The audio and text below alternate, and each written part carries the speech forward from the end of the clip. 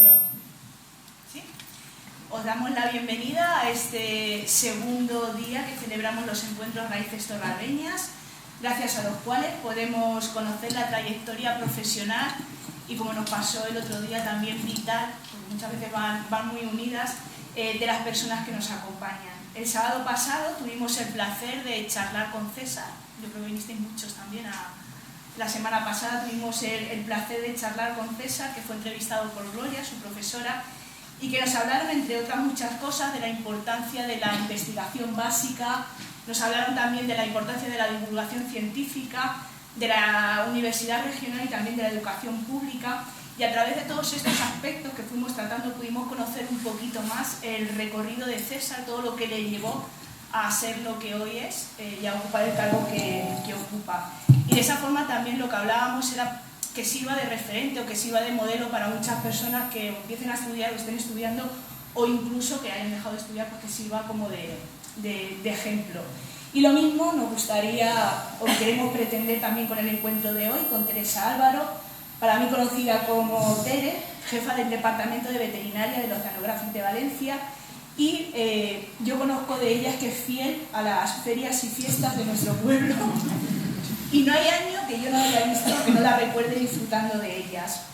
Hoy es Día de Mujeres, por fin, también lo quiero decir, Día de Mujeres que comparten raíces torralbeñas y comparten también profesiones, todas son veterinarias, por la Universidad Complutense. Tere va a estar acompañada de otras dos veterinarias, como he dicho, que voy a pasar a presentar yo, y luego serán ellas las que presenten de manera oficial a Tere. Carmen Ruiz de Lira Huete nació en una casa de la calle del Candil en Torralba, en la época del Baby Boom, en invierno del 66. Va al colegio de las Escuelas del Cristo y, como muchos de los que estamos aquí, muchas de las que estamos aquí, estudió en el Hernán Pérez del Pulgar. Luego, después de hacer CO, fue admitida en la Facultad de Veterinaria en la Universidad Complutense. Empieza a trabajar como autónoma en toda la provincia de Ciudad Real, en las campañas de erradicación de la brucelosis y tuberculosis de ovejas, cabras y vacas, tanto en campo como en laboratorio. Al quedarse embarazada, decide empezar a prepararse las oposiciones de la Junta de Comunidades y, después de varios intentos, las aprueba, con la buena suerte de coger destino aquí en Ciudad Real y poder estar cerca de su familia. Una vez como funcionaria... Marian, acerques más el micro. ¿Que me lo acerque más? Sí. Un poquito más. ¿No se escucha?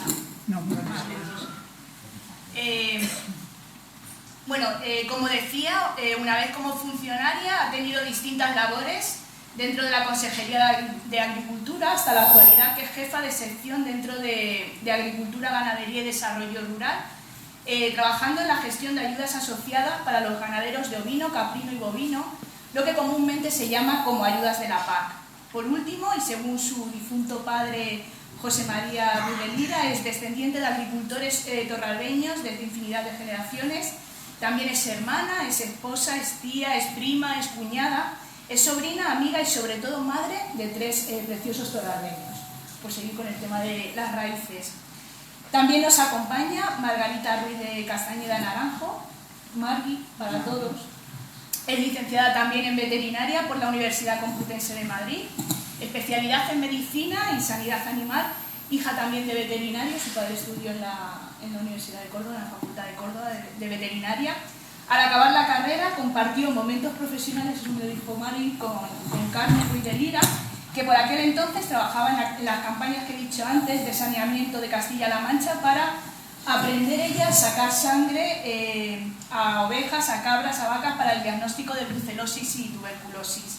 Posteriormente fue contratada para dichas campañas y durante 6 o 7 años se recorrió la provincia, siendo, me decía, la parte más dura el saneamiento en ganaderías de lidia por el estrés que suponía.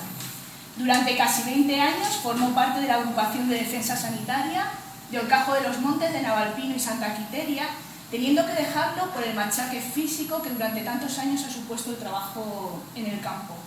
Aficionada a los toros, trabaja como especialista veterinaria en espectáculos taurinos y además compagina estos trabajos con clínica de pequeños animales a domicilio. Mientras lo escribía, quiero decir que creo que no hay casa que tenga mascota que no conozca a Margui, y mascota que no conozca el maletín de Margui y que acabe como la mía metida debajo de la cama, porque aunque tiene la voz tan dulce que tiene, ya todos los perros como mascotas la reconocían. Entonces, es un trabajo bonito el de, hablábamos de los médicos del pueblo, pues veterinaria del pueblo. Desde el 2012 abrió, junto con nuestro recordado compañero Jesús, el crematorio de mascotas de Torralba, y tras la muerte de este tuvo que tomar las riendas del negocio en solitario. Le lleva prácticamente todo el tiempo, pero sigue compaginando o sacando pequeños huecos para la clínica de pequeños animales y la realización de espectáculos taurinos en la Plaza de Toros de Ciudad Real. No sé, seguramente me habré dejado muchas cosas. Termino ya, os dejo con ellas, que ya empezará ya la entrevista con Tere, y nada más. Muchas gracias. También quiero destacar el esfuerzo que están haciendo en subirse hoy aquí con el micrófono, y que sé que para vosotros es un reto, así que nada, muchísimas gracias por parte de la asociación. Es un reto.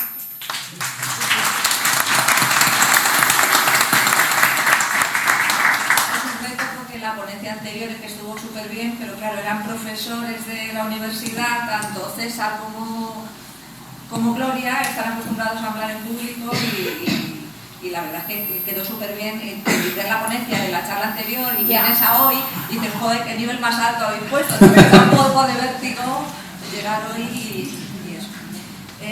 Bueno, pues nada, que es un honor estar aquí hoy presentando a...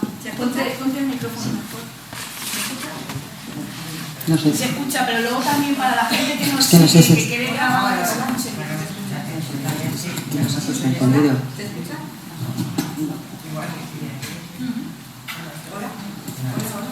No es por la gente, la verdad, porque si luego se graba, se escucha el micrófono. Pero mi voz no se oye. Nosotros sí, pero la gente Sube la voz. Bueno, pues nada. Decía que me llena de orgullo y satisfacción enormemente estar aquí con Teresa Álvaro, colega de profesión, pero para mí realmente es la hermana pequeña de mi amiga Conchi Álvaro. y nada, eso, que estoy encantada y que una maravilla. Y nada, lo que voy a hacer es leer su impresionante currículum. Vais a ver que no ha perdido el tiempo y que lo ha aprovechado súper bien. Teresa Álvaro Álvarez es veterinaria con más de 20 años de experiencia en medicina de animales acuáticos y es la responsable del Departamento de Veterinaria y Laboratorio del Oceanográfico de Valencia, centro que actualmente es el mayor acuario de Europa, con capacidad para más de 500 especies diferentes de animales acuáticos y que representa uno de los principales ecosistemas marinos del mundo. En este centro se alojan distintos grupos de animales mamíferos, mamíferos marinos como delfines, belugas, leones marinos y focas, peces, incluyendo tiburones e invertebrados, aves, reptiles, anfibios. Es por tanto su responsabilidad mantener la salud y el bienestar de los animales albergados en el oceanográfico. Nace en Ciudad Real el 11 de septiembre de 1970 y es hija y hermana de torralbeños. A los 5 años su familia se traslada a vivir a Madrid y aunque prácticamente toda su vida se ha desarrollado fuera de Torralba, siempre ha estado muy unida a las raíces torralbeñas, ya que gran parte de sus tías, sus tíos, sus primos, sus primas siguen viviendo en el pueblo. Es la hija pequeña de la familia, tiene 2 hermanas mayores y según cuenta todavía tiene algunos recuerdos de aquellos primeros años que vivió en Torralba y que la mayoría de ellos relacionados con animales. Desde siempre ha manifestado un gran amor por esto, de manera que cuando llegó el momento de iniciar su formación universitaria se matriculó en la Facultad de Veterinaria de Madrid, cursando los estudios en la rama de Medicina y Sanidad Animal y desde 1994 es licenciada en Veterinaria en la Universidad Complutense de Madrid. He de decir que coincidimos las 3, en algún momento de la carrera coincidimos los 3, yo ya terminando y ellas empezando. Sus primeros trabajos como veterinaria se desarrollaron principalmente en clínicas de pequeños animales en la ciudad de Madrid, atendiendo también a perros y gatos principalmente, al igual que hizo durante sus años universitarios, en lo que realizó prácticas voluntarias libres en distintas clínicas veterinarias cerca de su casa y aprovechó cada oportunidad que tuvo para aprender más de la medicina veterinaria. A principios de 2002 tiene la oportunidad de realizar un periodo de prácticas en el equipo veterinario del Zoo Aquarium de Madrid, que fue el que le facilitó el contacto con el Oceanográfico de Valencia, que en aquel momento estaba realizando una selección del personal que formaría parte de su equipo. Y es desde finales de 2002 que cuando entra a formar parte del servicio de veterinaria del Oceanográfico y se decide trasladar a vivir ya a Valencia. Desde entonces y hasta 2018 aproximadamente ha desarrollado toda su labor como veterinaria, encargada del cuidado de la salud y del bienestar de los animales que forman parte de toda la colección del centro. Y desde 2018 es la responsable del servicio de veterinaria y laboratorio, que está formado por 3 veterinarios, un auxiliar y 3 técnicos de laboratorio.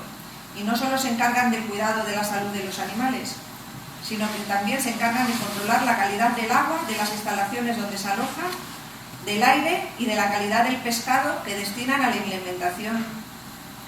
Durante los primeros años realizó estancias en otros centros para mejorar su formación en cuanto al mantenimiento de especies acuáticas, como es el caso de Merinella, Antibes, en Francia, centro que también aloja mamíferos marinos, peces y aves acuáticas, o en el Laboratorio Central de Veterinaria de Algete de Madrid, en el Departamento de Bacteriología, adquiriendo mayor formación en la detección de salmonela y en el diagnóstico de enfermedades de los peces. Tiene un currículum amplísimo.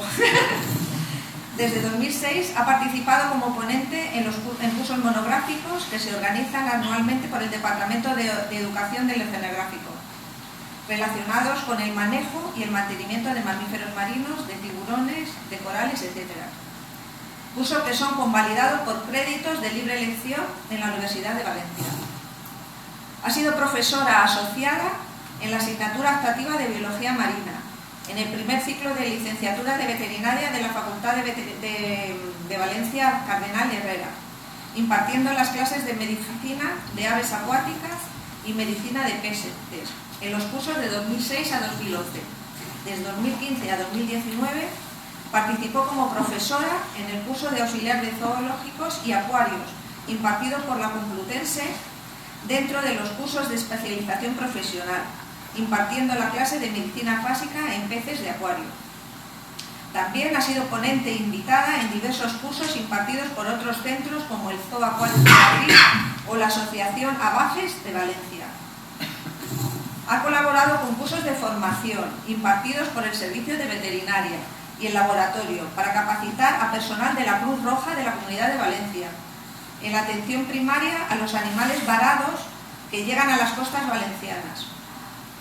Ha escrito o ha participado en la elaboración de comunicaciones científicas cortas presentadas en diferentes congresos nacionales e internacionales relacionados con la medicina de animales acuáticos, como es el Zoo Ibérica de Zoos y Acuarios, la Asociación Europea de Mamíferos Acuáticos y la Asociación Internacional de Medicina de Animales Acuáticos.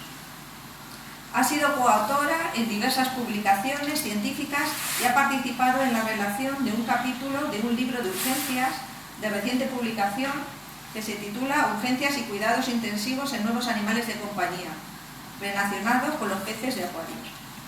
Además, el Oceanográfico está muy implicado también en la formación de nuevos profesionales y desde hace muchos años se establecieron convenios de colaboración entre el Servicio de Veterinaria y el Laboratorio Oceanográfico y las facultades de veterinaria nacionales y algunas internacionales, para que los estudiantes de veterinaria puedan realizar estancias, ampliando así sus conocimientos en cuanto a la medicina de estas especies.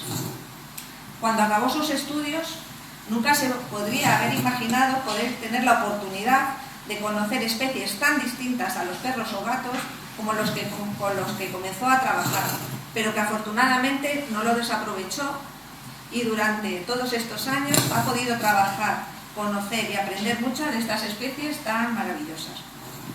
Y entre todas estas oportunidades, este trabajo también le ofreció la posibilidad de participar en proyectos de investigación realmente sorprendentes, como fue su participación en la campaña de la Antártida del 2010 al 2011, viajando hasta el continente antártico durante los meses de enero y febrero para estudiar el impacto del turismo y el cambio climático en el estado sanitario de focas y leones marinos en esta península.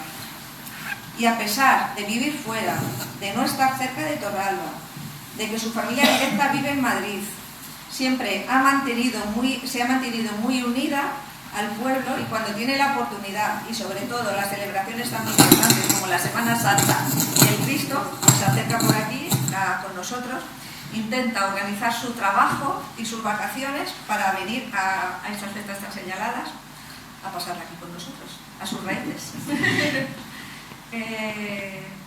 Este es su impresionante currículum.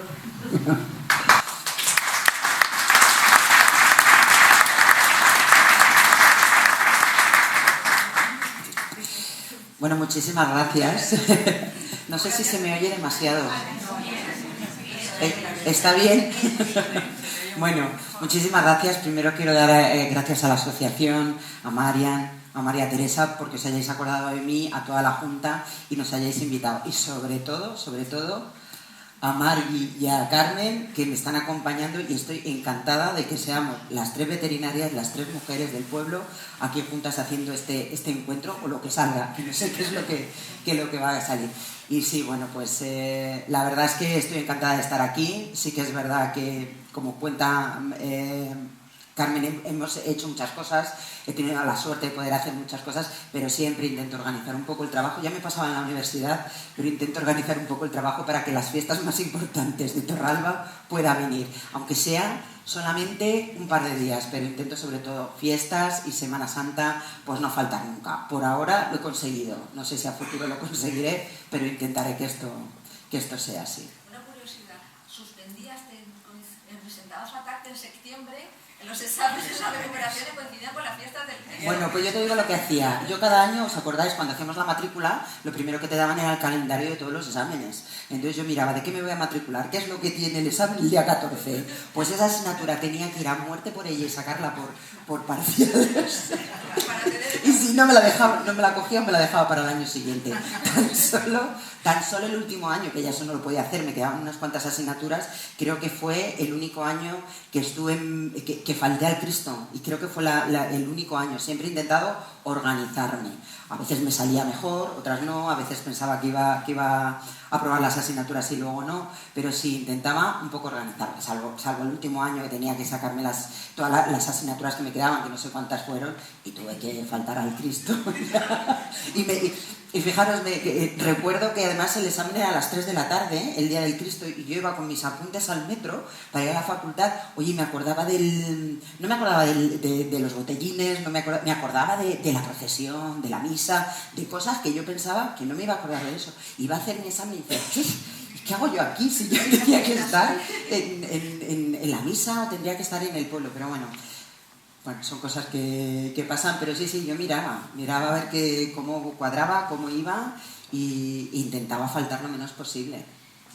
No sé, me ha gustado venir siempre a las fiestas del pueblo. Otros lo mismo, ¿no? A mí sí.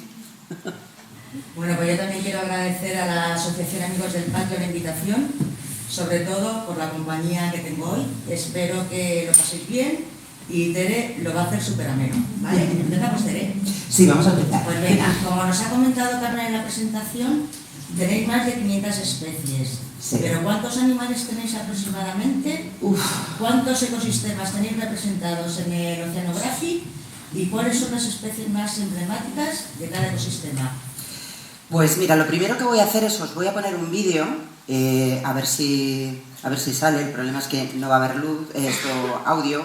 Pero bueno, intento un poquito, me voy a tener, perdonadme que me ponga las gafas, porque es que no veo absolutamente nada. Ahora, a ver si... ¿Se ve algo? Sí, aquí no funciona. Uy, ¿por qué? El micro si lo podéis, el micro de mano sí que estaría bien, sobre todo por el vídeo, que no se escucha en el vídeo luego. Entonces, intentar hablar con el micro. Pues Ángel que no lo arregle, que si no luego no se escucha. Bueno, especies tenemos más de 800. Yo no sé ahora mismo qué es lo que sale en la página web, pero tenemos muchísimas especies. Solamente con que empecemos a contar los peces, tenemos demasiados mamíferos marinos, creo que tenemos como 5 o 6 especies, los delfines, las belugas, leones marinos californianos, los patagónicos, las focas, luego tenemos también tortugas, aves, es decir, en número de especies un montón, en número de individuos una barbaridad, creo que está por encima de 25.000 individuos, que luego los podemos ir dividiendo pero en grupos, pero es que yo ya no me lo sé todo, y de hecho hay tanques que no podría decir ni qué es lo más importante. Ecosistemas, pues se intenta representar todos los ecosistemas a nivel del mundo, desde las zonas más frías, que suele ser el Ártico y el Antártico, hasta las zonas más cálidas, como las zonas tropicales, hábitats un poco más localizados, como puede ser el Mar Rojo, que es un mar que tiene unas características de salinidad muy alta, entonces las especies son más particulares, que solo viven en esas condiciones y no en otras, es decir, tenemos una gran variedad de animales. Si me permitís, os voy a poner un poco un vídeo y luego unas fotos para que veáis un poco lo distinto, lo dispar y todo lo que tenemos, desde animales muy muy pequeñitos, que pueden ser 10-20 gramos, a la beluga, que están pesando, la más grande ahora mismo, le estimamos más de 1.700 kilos, porque es que además no las podemos ni pesar, ¿vale? Entonces, vamos a ver si el vídeo se puede ver.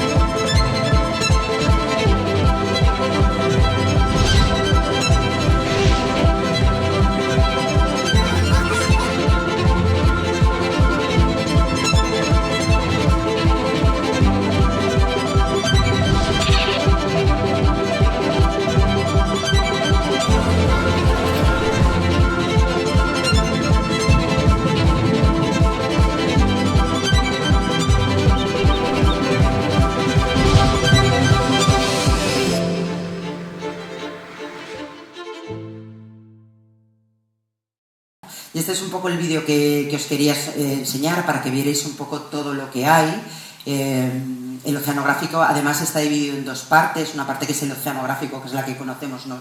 Donde estoy yo trabajando, y luego está la fundación, que nace un poco para ayudar al oceanográfico, porque al final parte de nuestra función importante es sensibilizar sobre la problemática de la conservación de los mares, y sobre todo nos ayuda mucho a mejorar toda la ciencia, que hablabas antes de ello, de la ciencia y la divulgación, porque en definitiva es un poco el objetivo que tenemos un centro de esta naturaleza, es decir, ahondar en el conocimiento de estas especies, que hay muy poco, y sobre todo divulgarlo y ayudar en la conservación. Este era un poco el vídeo que os quería enseñar, es una pena que no tenga audio, pero bueno, para que os hagáis un poco una idea de las especies con las que nosotros estamos trabajando. Aquí tengo esta presentación son fotos, y donde tenemos animales, las belugas, que son las grandes estrellas. Estas yulcas, esta es la hembra, los delfines también se llevan una gran parte, leones marinos, esta es una hembrita, un macho, solamente se le ve la cabeza. Estos animales están pesando una media de 500 kilos. Estos son leones marinos patagónicos de la zona sur de California, focas, el aviario, que es donde tenemos especies muy particulares, sobre todo porque todos los ecosistemas que nosotros estamos representando son de agua salada, mientras que el aviario es los dos únicos acuarios, aparte de las aves, que son de agua dulce o de aguas salobres. Entonces aquí tenemos aves, como estas de aquí, que es el ibis escarlata, que tiene un color rojo intenso, los flamencos, ¿vale? Los flamencos del barranco, pelícanos, patos, es muy bonito ver todo el lago lleno de patitos. Además trabajamos también con consellería en la conservación de especies que son protegidas. Esta es una especie que es la cerceta pardilla, que es típica de esa zona y que está bastante amenazada. Pues ahí tenemos unas parejas, intentamos con todos los pollitos, intentamos que salgan adelante, a veces no es fácil. Tortugas de tierra, este animal está pesando 100 kilos, es que no estamos al lado, pero estas son las tortugas de Aldabra, y tenemos animales que son enormes, ahora mismo ya casi no los podemos ni manejar, de los pesados, o animales muy pequeñitos. Mirad, estas son unas galápagos con un sapito encima. Estos son los pingüinos gento, juanitos, que le llama la gente. Estos son de la Antártida y bueno, estos animales están comiendo. Pingüinos rey tenemos también. Este es un acuario, es decir, para que veáis un poco toda la diferencia que hay. Un caballito de mar, que este animal no es más grande que mi dedo. O sea, no sabría ni estimar qué peso tiene. Pues me toca también atender a estos animales. Bueno, pues hay quien lo hace, yo no, pero por ejemplo tenemos que revisarlos y controlar todo su ambiente y controlar que los animales estén en las mejores condiciones. Anguilas jardinera, estas son unas anguilitas que son también muy pequeñitas, se trabajan igual, hay que controlar su ambiente, calidad de agua, calidad de alimento y nos llaman para atenderlas. Es decir, oye, que tenemos un problema, tienes que atender igual que a estos animales que si atiendes a la beluga. Luego tenemos estos son medusas, pues bueno, también los payasitos de mar, que seríamos sin un payasito de mar. Este es un tiburón muy especial, si lo veis le llaman el tiburón guitarra, tiene una forma de guitarra y así se le llama y así lo conocemos. El tiburón gris, este es un tiburón de los más grandes y sobre todo la gran estrella, los buceadores. Es decir, no hay acuario que no tenga un buceador limpiando, dando de comer, que se apelotone todo el mundo. Más que si está viendo a la beluga o está viendo a la especie amenazada. Como haya un buzo, es lo más interesante y lo que más llama la atención. Es tremendo, pero es así. Y bueno, luego esta es la parte de fundación que he comentado un poquito antes, ¿vale? Este es un edificio, es un departamento nuevo, está mucho más implicado en la parte de conservación, en la parte de educación y de divulgación, ¿vale? Y aquí es donde nos encontramos con el centro de recuperación, que es el Arca del Mar. Es el edificio que está a la izquierda y normalmente formamos parte de la red de paramientos de la Comunidad Valenciana, que damos apoyo sobre todo con logística, con equipos de diagnóstico y con personal para todos los animales que varan en la Comunidad Valenciana, que suelen ser normalmente tortugas marinas y cetáceos. Aquí veis, esto es una tortuga marina, una eclosión de un huevo, y nacen así de chiquininas, son estas, ¿vale? Y con el tiempo llegan a hacerse animales tan grandes y que pueden llegar a vivir muchísimos años e incluso llegar a pesar más de 80 kilos. Es decir, la diversidad que tenemos de especies es enorme y todos los departamentos o todos los ecosistemas tienen su propia estrella, pero hay que buscar una estrella y en este caso son las belugas. Estos son un poco los animales con los que trabajo, para que os hagáis una idea de lo difícil que es, que esto no es un perro, ni un gato, ni otra cosa. Es decir, y tienes que dar servicio a todos, y unos es de una manera y otros de otra. Y para tanto bicho que tenéis, ¿cuántos veterinarios sois y en cuántos departamentos estáis distribuidos? Pues si nos comparamos con el resto de zoológicos, acuarios que existen en España, nosotros somos muy afortunados. Si nos comparamos con algunos europeos y sobre todo con los americanos, pues estamos un poco escasos. Pero bueno, somos un total de 7 veterinarios. 3 de ellos están en mi departamento, que nos encargamos de la colección del parque, de los animales que son residentes en el parque. otros 3 compañeros veterinarios que están en fundación, que se encargan de atender a todos los animales que entran en la red de varamiento y en todos los proyectos de conservación, y son distintos, o somos distintos, porque los veterinarios que atendemos a los animales del parque no podemos, o no puede haber una transmisión o un cruce de veterinarios con animales más que salvajes, animales del medio natural con los que tenemos en un ambiente controlado por el riesgo biológico. Es decir, en el mar los animales pueden tener infecciones que si yo voy y los atiendo, pero luego voy atiendo a los míos en el parque, pues estoy creando un problema tremendo. Entonces, esa es un poco la división por la que estamos dos grupos diferenciados: los que atendemos al parque y los que atienden a los proyectos de conservación. Y dentro de mi departamento, que es donde estamos... y luego hay otros 2 veterinarios más. Uno de ellos es nuestro director de biología, que antiguamente fue el director del departamento, que ahora mismo hace solamente funciones administrativas. Es el director de todo el departamento de biología, maneja personal, maneja instalaciones, maneja las poblaciones, es decir, tiene una función mucho más de dirección. Y luego está otro compañero más, Carlos Barros, que es el director o el conservador de aves, por así decirlo, que se encarga un poco lo mismo que el director de biología, pero en el departamento de aves. Gestiona todo el personal de aves, gestiona todo la colección de aves, instalaciones, está muy relacionado con nosotros, y sobre todo, como es veterinario, cada vez que tenemos algún proceso importante o algún procedimiento, siempre le llamamos, y siempre se pega, porque ahora mismo está haciendo muchas más funciones de dirección que no tanto de veterinario. Y luego, aparte, en mi departamento estamos los 3 veterinarios, tenemos un auxiliar técnico veterinario que nos ayuda a nosotros, porque tenemos 2 laboratorios. Hay un laboratorio clínico que nos sirve, o es más un laboratorio veterinario para todo el diagnóstico, todo el apoyo diagnóstico para la atención de los animales. Tenemos pues para hacer hematología, para hacer microbiología, es decir, todas las pruebas diagnósticas que nos van a ayudar a evaluar el estado sanitario de los animales. Y luego hay otro laboratorio, que es el laboratorio químico, que se encarga más de controlar el ambiente. Es decir, cuando se trabaja con estos animales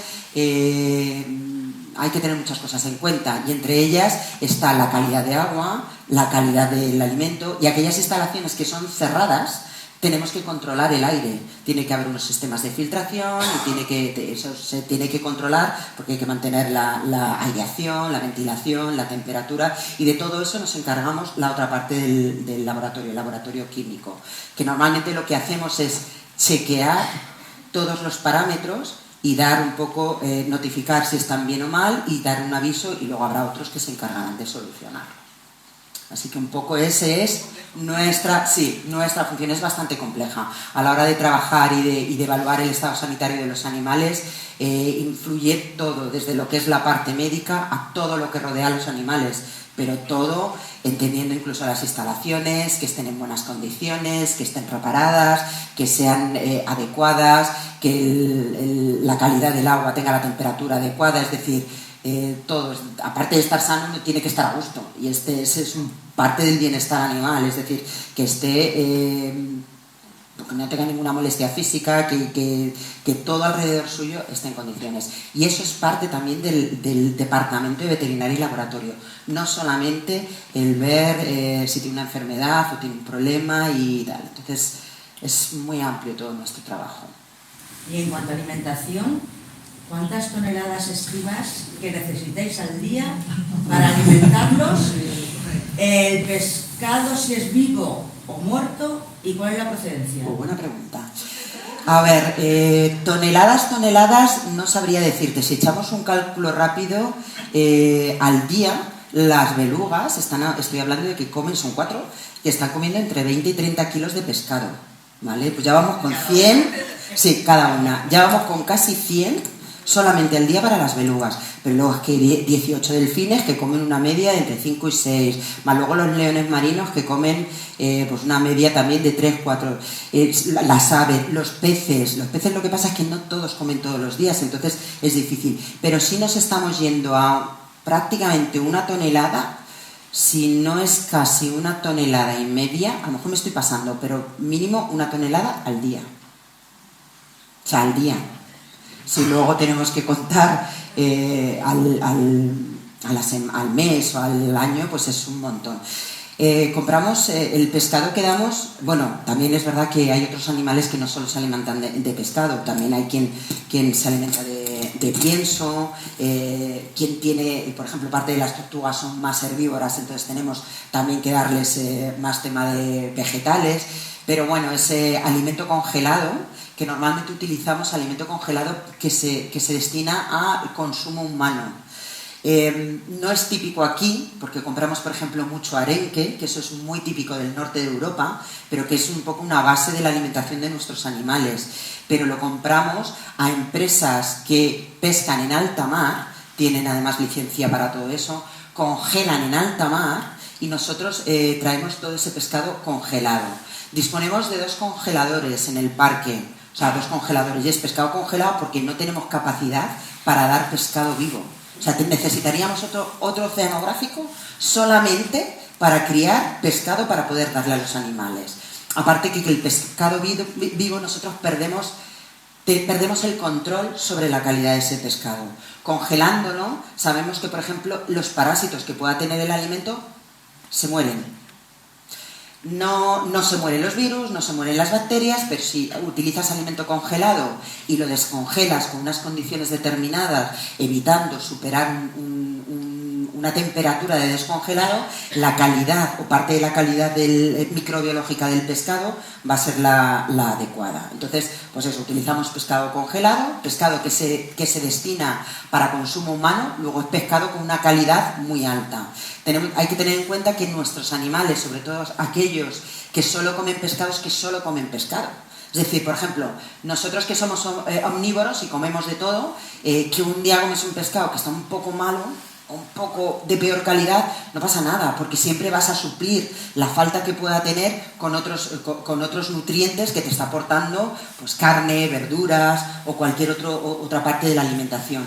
Pero en el caso de los mamíferos marinos o los animales que son piscívoros, que solo comen pescado, si no damos un pescado de buena calidad, vamos a tener problemas médicos, pues porque va a ser pescado que va a tener una calidad insuficiente, el valor nutritivo va a ser también insuficiente, y eso a la larga, cuando solamente das eso, pues va a dar que al final vas a tener problemas con los animales, problemas de desnutrición o muchas otras cosas. Entonces, el pescado que compramos es un pescado de buena calidad, pero aún así somos muy exigentes, nos gusta trabajar mucho.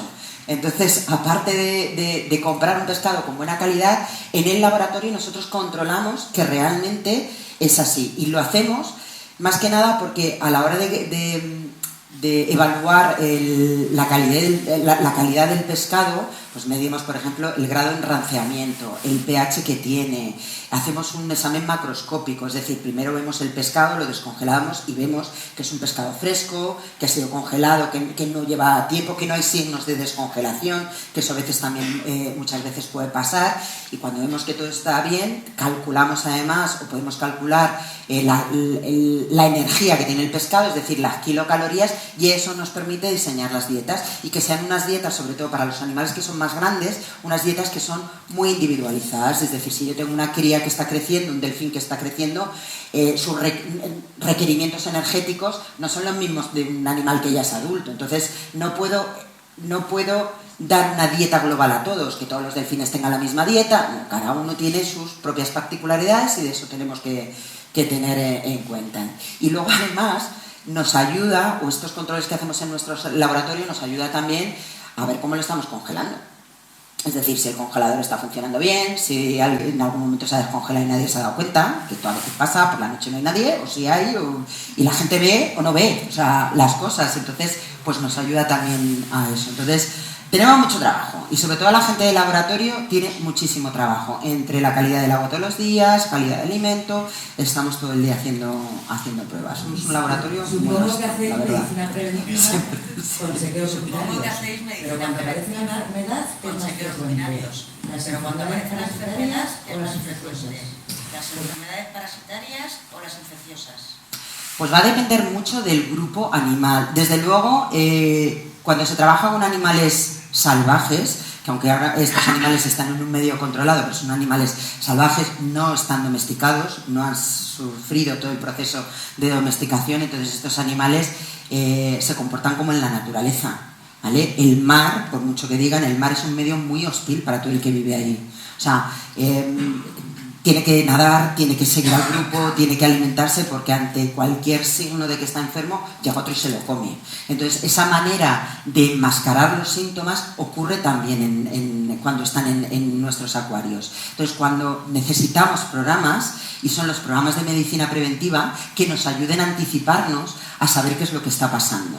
Es decir, cuando un delfín o un tiburón o cualquier otro animal vemos que está enfermo, es que está muy enfermo. Y cuando está muy enfermo, las posibilidades de que nosotros podamos hacer algo y aplicar tratamientos o pruebas diagnósticas que nos ayude a sacarlo adelante son mucho más complicadas. Entonces necesitamos establecer programas de medicina preventiva que van adaptados a cada grupo animal, que son una serie de pruebas, las que consideramos que nos van a ayudar, pues una analítica de sangre, revisiones periódicas, exámenes de heces, de respiratorio, que nos ayuden a ver cuál es la normalidad para cada animal, y además lo hacemos con mucha frecuencia, mucho más que ocurre con nosotros, o que se hace incluso con perros y gatos, con animales de compañía.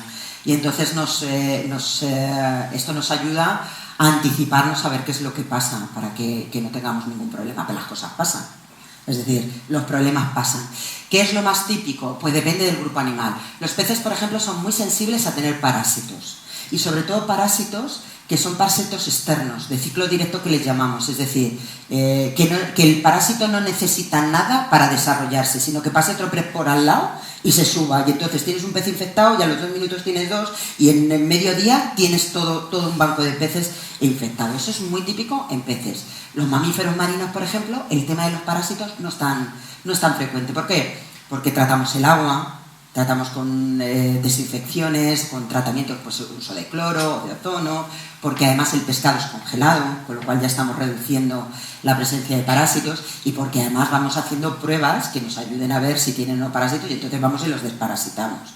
En los cetáceos, por ejemplo, es más típico los problemas respiratorios, pero por la conformación que tienen de su sistema respiratorio. O sea, un delfín tiene el espiráculo aquí arriba, que es como la nariz aquí arriba, y directamente va a la tráquea y ya los pulmones. Es decir, todo el sistema respiratorio que tiene cualquier otro mamífero superior, pues los cornetes, los pelillos de la nariz, todo eso ayuda a calentar el aire, ayuda a filtrarlo, pues eso en los delfines va todo directo a los pulmones. Entonces, lo más posible que tenemos en ello, problemas respiratorios. O sea, depende mucho. Los pingüinos son súper sensibles a aspergilosis. Da igual lo que hagas, como no sé qué, ya tienen aspergilosis. Aspergilosis es un problema fúngico. Entonces, depende de cada uno de ellos. Entonces, los programas de medicina preventiva tienen que ser adaptados a cada uno de ellos. O sea, y influyen muchas más cosas, tienes que ver el ambiente, todo. O sea, es complicado. Pero eso suele ser lo más... Y siguiendo con la prevención, ya nos has hablado de la alimentación, pero ¿qué parámetros controláis de forma rutinaria para asegurar la calidad del agua? Eso es mucho.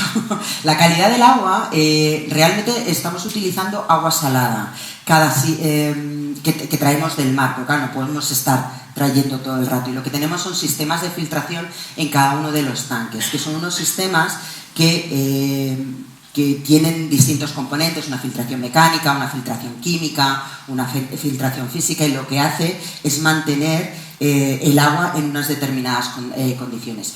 Pero el agua del Mediterráneo tiene una serie de características, por ejemplo, de temperatura, salinidad, etcétera, que a lo mejor no es la mejor para todos los animales. Por ejemplo, los peces tropicales, pues los 18 grados con los que puede estar entrando ahora mismo el agua, les es insuficiente, hay que subirlo a más, a 25, 26. Los que están en el Mar Rojo necesitan más salinidad, con lo cual tenemos que concentrar o añadir más sal. Entonces, eso lo tenemos que chequear todos los días, porque además son parámetros que son, sobre todo para el caso de los peces, son parámetros muy determinantes. Por ejemplo, variaciones de temperatura, que para nosotros es nada, es decir, que hoy estemos a 18 y mañana estemos a 19 grados, es nada, pues para un pez puede suponer que se muera, porque la subida de 1 grado de temperatura de forma brusca y sin que se haya acostumbrado, pues es un problema. Entonces tenemos que controlar todo.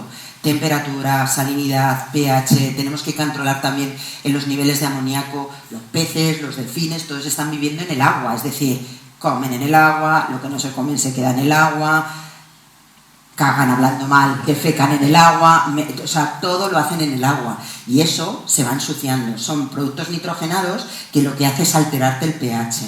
Entonces eso también hay que controlarlos porque además los sistemas de filtración tienen que funcionar de forma adecuada. Entonces, ¿cómo lo controlamos? Pues todos los días mis compañeros de los técnicos de laboratorio, todas las mañanas uno de ellos con una sonda multiparamétrica se va por todos los tanques, va chequeando lo que es necesario, pues el nivel de oxígeno, o sea, no lo he dicho por ejemplo, pero los peces que de agua no tenga oxígeno, pues que los mata. El oxígeno, temperatura, pH, etcétera, todos los días se va controlando. Y luego además se mide también pues el amoníaco, el cloro, el ozono, que son los métodos esterilizantes que aplicamos nosotros al agua para mantenerla en condiciones. Eso también se tiene que controlar, que esté dentro de unos valores adecuados. Y todos esos valores, todos los días, se tienen que notificar al departamento de mantenimiento, que cuando algo está mal son ellos los que tienen que hacer las modificaciones, pues cambiar el agua, hacer pues un poco... Y eso nos encargamos nosotros. Todos los días hay una persona que da una vuelta, luego hacen pruebas en el laboratorio y se tiene que chequear todos los días, porque un día que no lo hagas podemos tener un problema serio. Hombre, a veces ha ocurrido, porque luego porque estas cosas muchas veces también dependen de la actuación de los que estamos controlando por ahí las cosas. Pues una llave que se abre y no se tiene que abrir,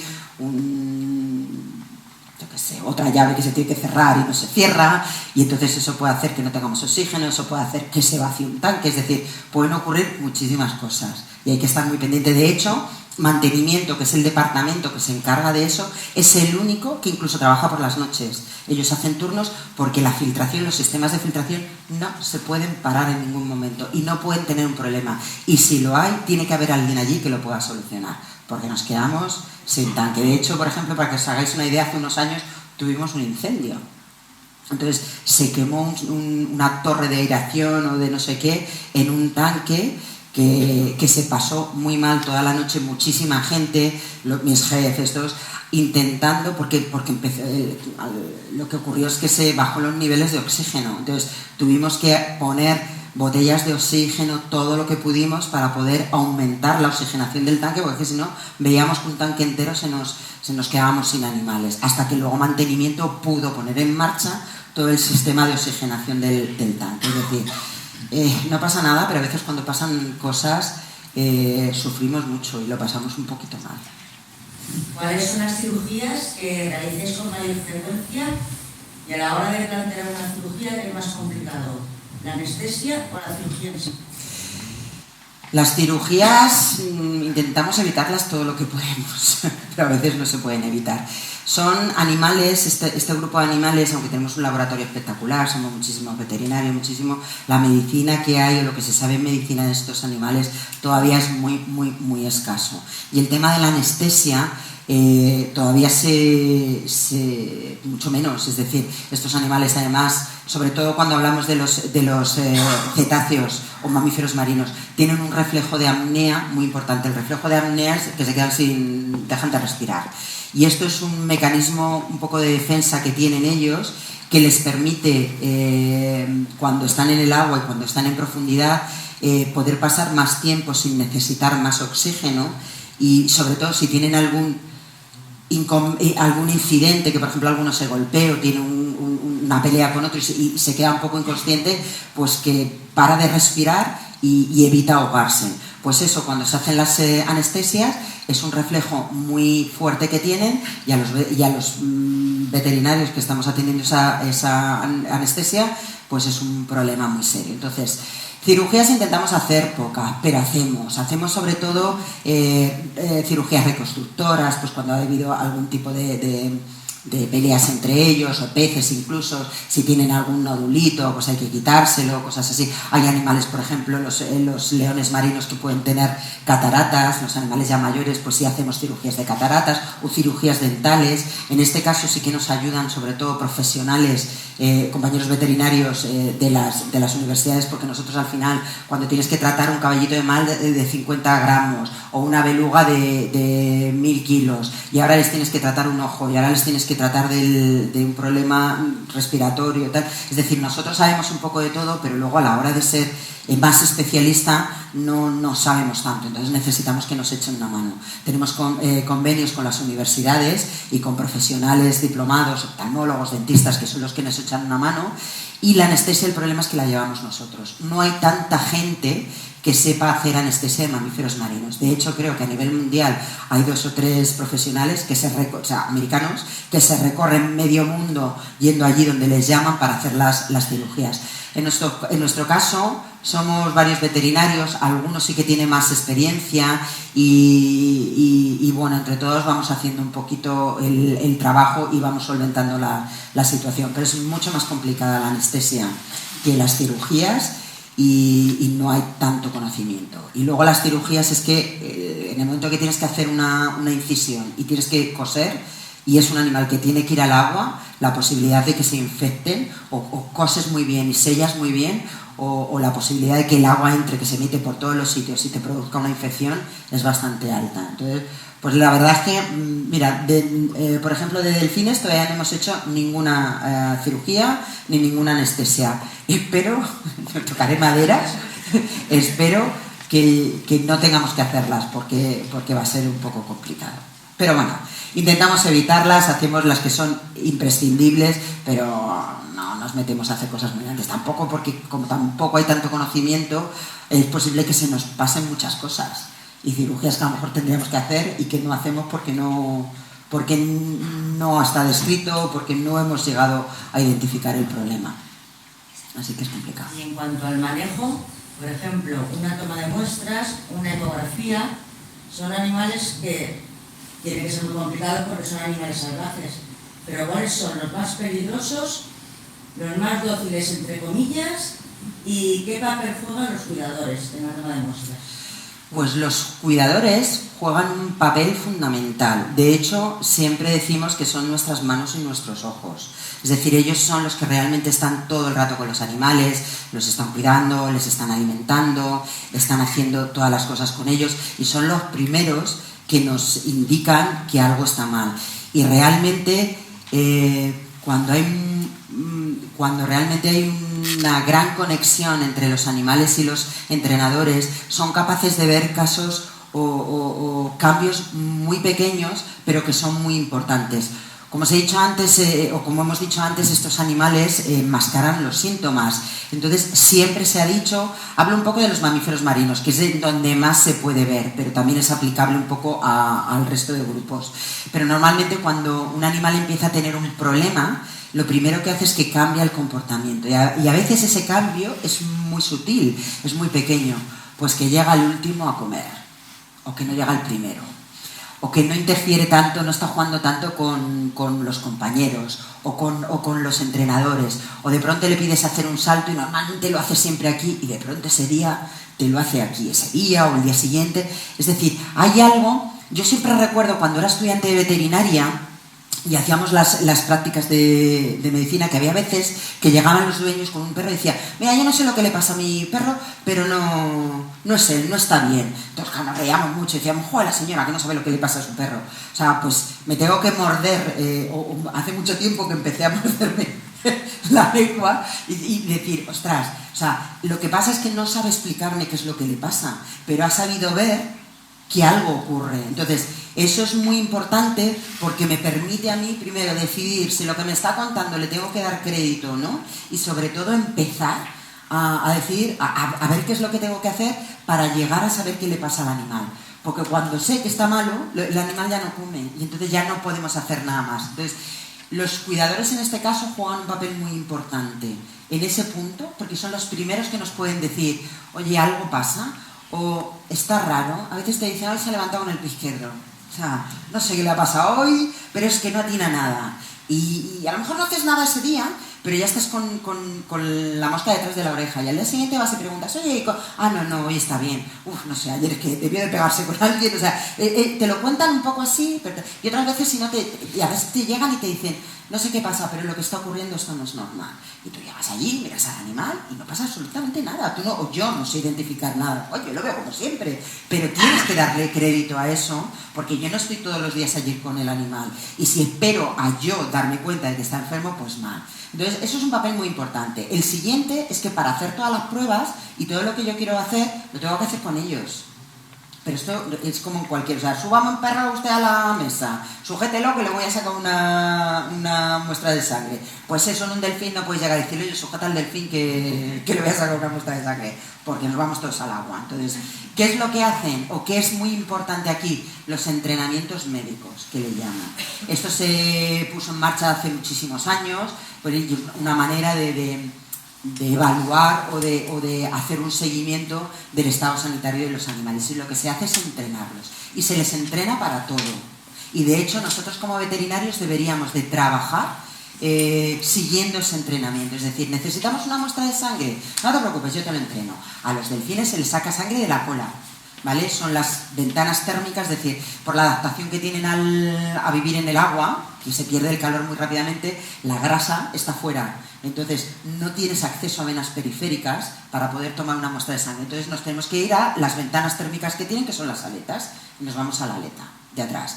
Y ya ves tú, que es como que pues no, hay que entrenarlos, porque si no los animales no se dejan. Si le quieres mirar la boca, tienen que aprender a abrir la boca. Si le quieres hacer un examen de ojos, tienes que enseñarles a que abran los ojos, a que tú puedas poner gotas y puedas acercarte con una cámara de fotos casi a tocarles para poder tomar una foto. Eso hay que enseñárselo, porque si no, no te dejan hacerlo. Y eso es trabajo de los entrenadores. Y llegan y te preguntan, ¿y qué quieres? Oye, he pensado que voy a... Para todo, para hacer una ecografía, para que se coloquen... Todo lo hacemos mediante entrenamiento voluntario.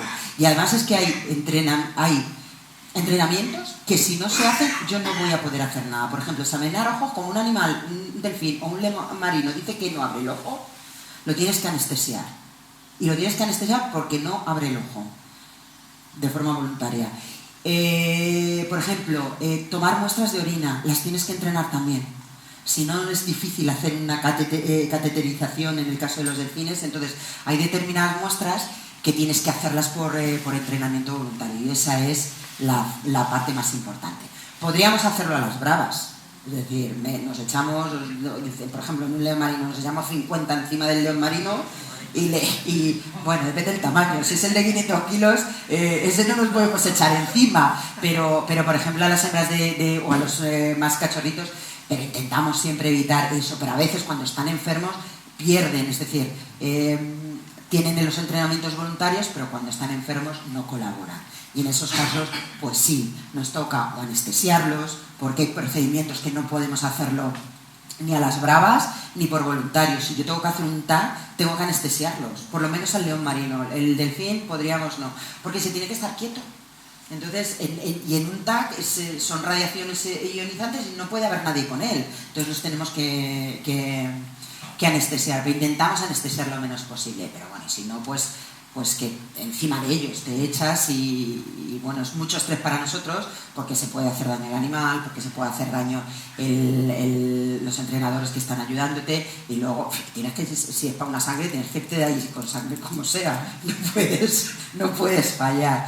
Y con los peces ocurre igual. El tema del entrenamiento no está tan avanzado, no es tan fácil hacerlo, aunque cada vez van haciendo cositas para poder poner una sonda ecográfica y ver si tenemos algo o no hay nada, y si no, ellos lo que hacen es captura. El buzo que habéis visto ahora mismo, pues unos cuantos, los capturan, los ponen como una especie de parihuelas y te lo acercan a un sitio donde es fácil para ti, y ahí tomamos una muestra de sangre y hacemos lo que tenemos que hacer. Los dóciles, todos los entrenados. El que esté bien entrenado es el más dócil. Los que no estén entrenados y tiene que ser a las bravas, pues cualquiera puede ser problemático. Pero bueno, dentro de todo siempre tenemos cocodrilos, y eso es, alguna vez que hemos tenido que hacer algo, eso se tiene que organizar, y bien organizado, se tiene que avisar hasta al Susun Corda, porque como hay algún problema están considerados como animales peligrosos. Entonces siempre hay que tener muy en cuenta todo lo que hagamos con esos animales, sobre todo por un tema de prevención de riesgos, que luego está esa parte, es decir, todo lo que se hace con estos animales. Además tenemos a la persona encargada de prevención de riesgos que nos está, que eso no, que como, Dios mío, pues es que hay que hacerlo, hay que tener un poco en cuenta todo. Pues eso, los que estén entrenados es lo mejor, porque además no tienes que avisar ni llegar, oye, que necesito una sangre, ahora mismo te lo ponen y arreglado, y si no sale, pues nada, pues ya vengo mañana, y te vas y otro día vendrás. Eso es así. Durante las pruebas rutinarias eso es lo más fácil, porque si de pronto fallas pues tampoco pasa nada. El problema es cuando hay un animal que esté enfermo, que te tienes que venir ahí con sangre y con las muestras que necesites para saber qué está pasando. ¿Y cuál es el protocolo que seguís cuando os dan una alerta de un animal varado? ¿Lo lleváis al centro de recuperación y lo tendréis allí? ¿O imagino que animales grandes como cetáceos los tratáis in situ? La parte del varamiento depende más de la fundación, de mis compañeros de fundación, porque como he dicho antes, toda la parte de conservación fundación forma parte de la red de varamientos, ¿vale? de la Comunidad Valenciana. Y lo que hacen es que se encargan ellos. Y hay un protocolo, ¿vale? Que es y además en Valencia lo explican siempre y en todos los sitios, que cuando tú vayas a la playa, por ejemplo, y te encuentras algún animal, ya sea una tortuga marina, ya sea un delfín, que necesita atención, no hay que llamar directamente al oceanográfico, se llama al teléfono de emergencias, al 112. Entonces, desde allí todo lo gestionan y lo coordinan. Que el animal, resulta que te has encontrado un delfín muerto en el pues ellos llaman a la universidad de Valencia, a biología, que van a recoger al animal y ese animal lo llevan a las instalaciones de la universidad para hacer la necropsia, para intentar saber por qué se ha muerto el animal, ¿vale? Pero si es un animal vivo, nos llaman a nosotros, al oceanográfico. Entonces tenemos una furgoneta que vamos vamos dando por ahí banderilla en todos los sitios, somos rescate, tal, no sé qué, y allá que vamos, o a recoger a las tortugas o a atender a los delfines. De hecho, mi familia veranea mucho en Denia y varias veces en las playas de Denia creo que se han atendido delfines. En mi caso no vamos nosotros, y lo hacemos así, lo hacen mis compañeros de fundación por lo mismo, porque no puede haber una mezcla de veterinarios. ¿Qué se atiende y qué viene al parque? ¿Qué sí puede venir? Las tortugas marinas.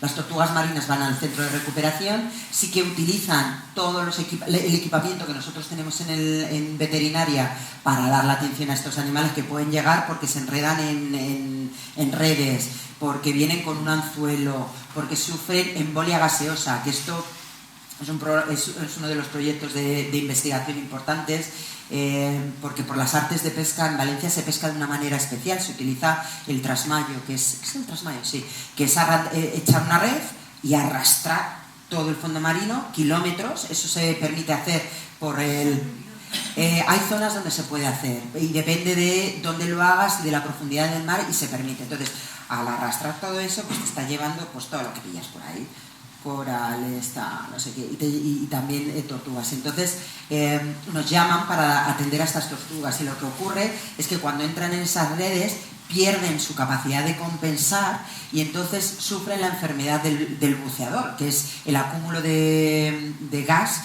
en los vasos sanguíneos, que eso era algo impensable porque estamos hablando de especies buceadoras. Es decir, cómo una especie que es eminentemente buceadora puede sufrir la enfermedad del buceador. Pues ocurre. Entonces eso se descubrió en el parque, se atiende, y eso es un poco de lo que se encargan ellos, estos animales.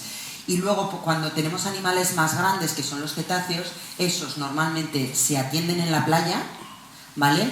Suele tomar una muestra de sangre, a lo mejor si hay que ponerle alguna medicación o hidratarlos, y se les devuelve al mar. Para esto nos ayuda, por ejemplo, Salvamento Marítimo, nos ayuda la Cruz Roja, que los hemos capacitado también, y con sus todias, con sus barcas, llevamos a los animales millas adentro para volver a reintroducirlos. Y si no, y si son más grandes o hay que dar una mayor atención, la Marina Real en el puerto de Valencia nos ha proporcionado o nos ha dado una zona acotada, donde si tenemos que tener allí algún animal, pues bueno, mis compañeros hacen ahí 24 horas hasta que consiguen recuperarlo y le permiten otra vez salir al mar.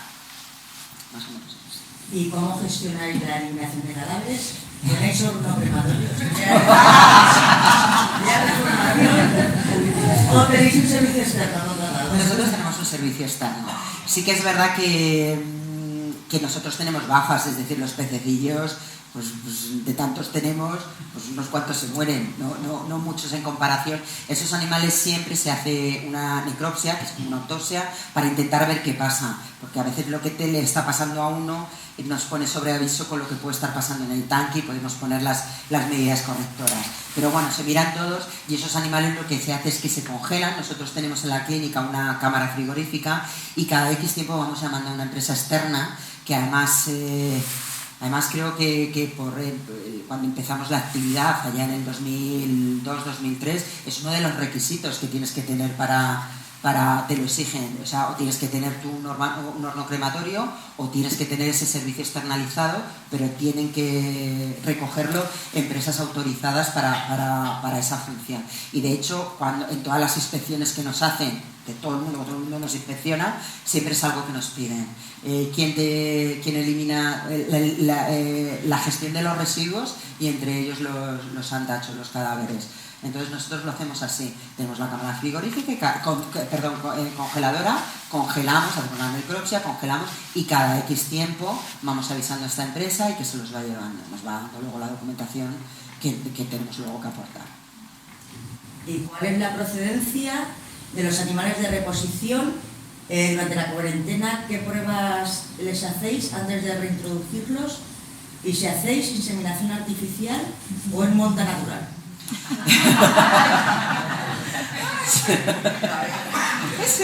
Es así, es buena. Es interesante porque aquí se puede contar cosas.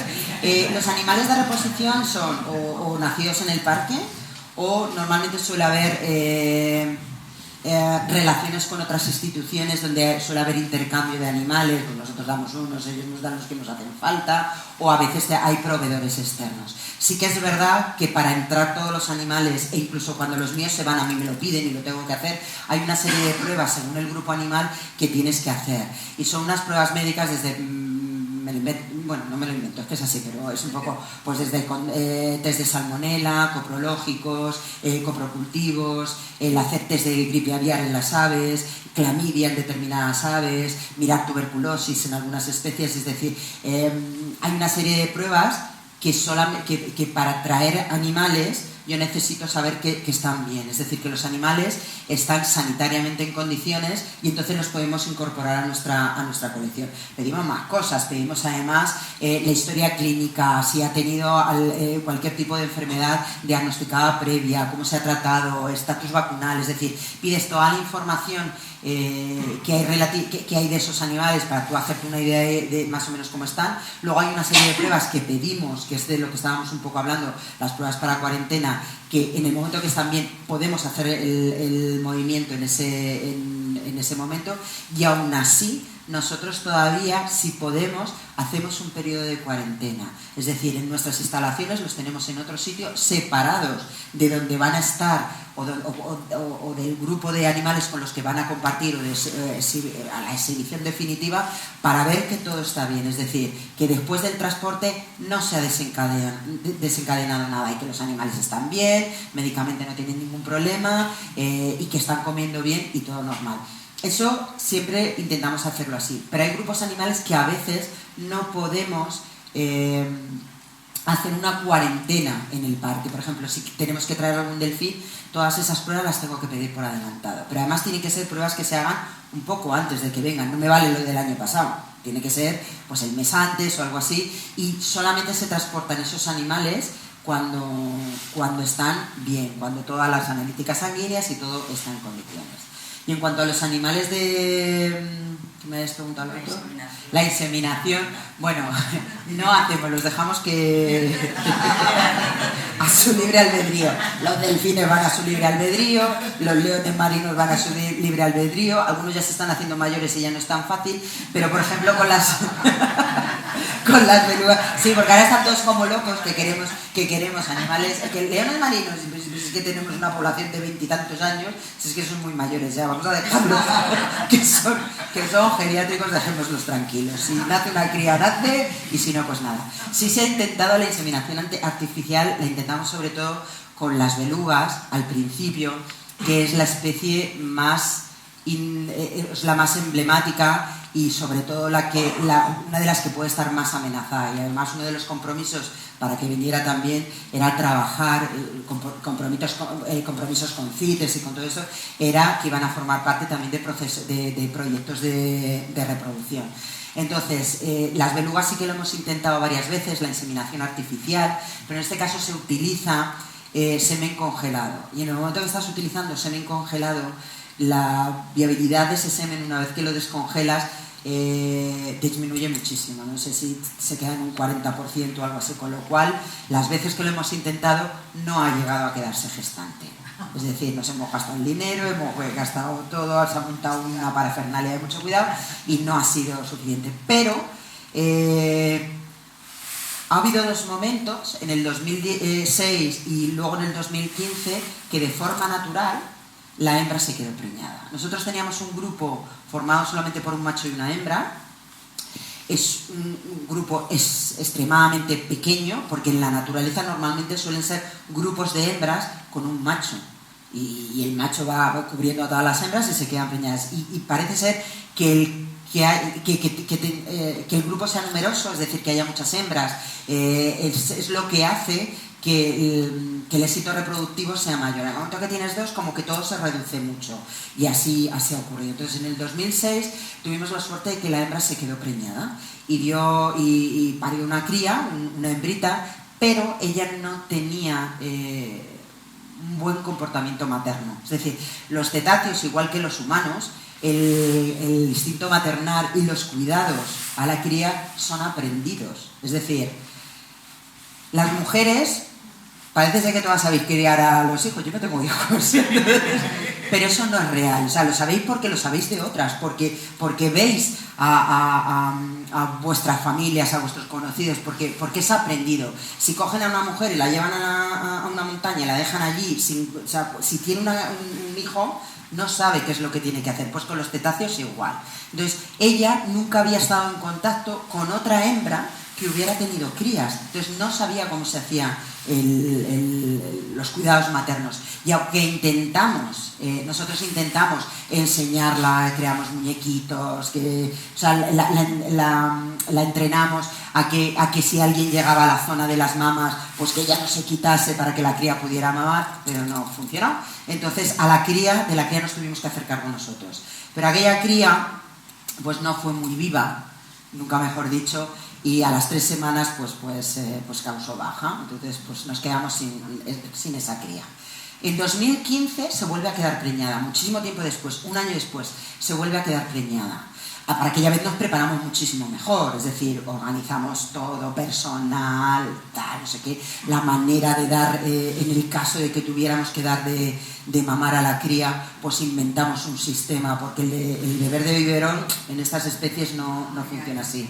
Es decir, en el mar la cría hace succión, pero no es realmente una succión de que coge el pezón y chupa, sino que toca a la madre hace una eyección de la leche, entonces la cría coloca la lengua y eso es como si vertieras algo, entonces pues va bebiendo así. Entonces teníamos que buscar mi jefe se ideó ahí un sistema de cómo hacer para que en el caso de que tuviéramos que criar a la cría, pues que fuera lo más natural posible, lo más parecida a la de la madre. Entonces encontramos un sistema que luego nosotros le llamábamos Spiderman, y era con una jeringa grande de terneros de 500, le adaptábamos un tubo de goma, como un macarrón cuando nos íbamos a los toros a beber, eso nos lo poníamos finito, es que yo lo veía y era eso, muy finito, nos lo poníamos en la mano, nos poníamos un guante, otro guante, lo sacábamos por un dedito y luego le metíamos la mano a la cría y la cría empezaba a chupar, entonces nosotros hacíamos una eyección con la jeringa de la leche. Bueno, pues así conseguimos criarla, cada 2 horas, dando de mamar, durante meses. tuvimos que comprarle la leche, la teníamos que traer del extranjero, bueno, tuvimos que pedir autorizaciones a todo el mundo porque no nos la dejaban traer. Estuvimos como 6 meses, tuvimos que contratar gente, personal, porque cada 2 horas había que darle de comer. Y es que además, cuando iba llegando las 2 horas, el bicho empezaba a nadar y se venía hacia la zona donde normalmente se le daba de comer, y ahí esperaba a que viniéramos y le diéramos de comer. Entonces, pues bueno, lo que ocurrió es que luego después, a los 6 meses, decidimos que eso había que empezar a reducirlo, que ese animal lo íbamos a destetar antes, porque además crecía muy bien y todo muy bien. Entonces empezamos a quitar tomas de forma progresiva a lo largo del tiempo, y cuando llevaba casi un año o tenía como 10, 11 meses, que ya empezó a notar que nosotros le dábamos menos tomas, íbamos aumentando la cantidad el volumen que le dábamos, pero le dábamos menos tomas, empezó a aprender a mamar de la madre. O sea, después de estar un año cada 2 horas haciendo noches, tuvimos que contratar, pues luego aprendió. Bueno, lo único bueno que sacamos es que si se vuelve a quedar preñada la hembra, esperemos que no tengamos que estar otra vez haciendo todo eso. Entonces, esas han sido nuestras experiencias, y el resto pues normalmente se encargan es monta natural, e intentamos interferir lo menos posible. Con tiburones es con lo que... ¿Sigue viva? Sí, hombre, Esquilu es nuestra... No sé si alguien sigue las redes sociales del oceanográfico, pero es, bueno, tiene ya 10 años, va a cumplir 10 años, y es muy sinvergüenza porque le llaman el cachorro, pero no es cachorro, pero es un animal espectacular. Es decir, se llama Kilu, sabe hacer de todo, no nos tiene ni miedo ni respeto ni nada, porque ahí estuvimos dándole de comer y de todo, y la verdad es que es bonito cuando lo vemos, y además todos los augurios eran siempre muy malos. Era no vais a ser capaces de sacarlo adelante. Bueno, pues sacamos. Bueno, cuando tienen 3 y 4 años les pasa no sé qué y se mueren, pues ya tiene 10. O sea, le puede pasar cualquier cosa, pero yo creo que hemos cubierto o que hemos cumplido. Desde luego este animal tenía muchas ganas de vivir. O sea, se le notaron, porque además yo recuerdo cuando nació, del grupo inicial que habíamos criado a la otra cría, estábamos 3 personas, ¿vale? Y había 2 compañeros nuestros más que además estaban muy emocionados, porque eso para nosotros era lo mejor. Pero los que llevábamos allí ya años y vimos que volvíamos a tener el mismo problema, es decir, que la cría no mamaba, que la madre no sabía colocarse, nosotros empezamos a hundirnos, madre mía, otra vez, vamos con lo mismo y tal. Y sin embargo, mis otros 2 compañeros, que estaban muy emocionados, eran los que, venga, pero si está mamando, vamos, se está chupando. Entonces empezamos a darle de esa manera y se hacían unas nubes en el agua de leche, que yo miraba y decía, pero este animal, ¿qué está comiendo? O sea, era a mi compañero, oye, que sí, Teresa, que sí. Y efectivamente, porque luego lo pesábamos para poder controlar realmente cuánto había que darle y si el animal estaba bien, lo íbamos pesando, iba ganando peso. O sea, y luego lo que ocurrió es que a la semana, 2 semanas, el animal se adaptó a nosotros al animal. Él aprendió a comer con cualquiera. O sea, pues no era fácil, lo de meto el aceite no era fácil, pero a él le daba igual que fueras habilidoso o no. Él comía y cuando le habías dado 2 o 3 veces, ya la tercera iba de maravilla, porque quería, o sea, porque es que el animal tenía mucha energía para seguir adelante.